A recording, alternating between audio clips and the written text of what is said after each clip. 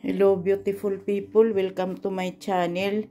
Ito yung gagawin kong ulam, bali ulam ni Sven Eric. Wala kasi siyang ibang karne kasi yung karamihan ng mga pagkain niya puro yung microwave o yung ready-made na ba.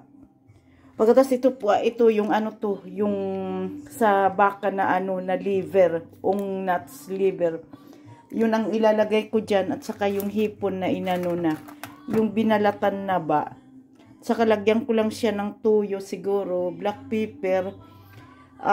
Gumagamit ako ng bitsin kasi na allergy ako sa sa yung magic sarap na allergy ako niyan.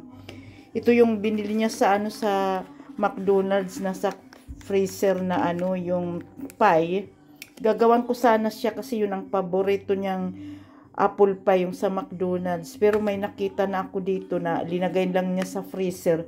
Puno yung freezer niya. Kaso lang, ayan, puno ng mapagkain. Kaso lang, kagaya to, liver pastel, pagkatapos hotdog, pagkatapos kung ano-ano dyan.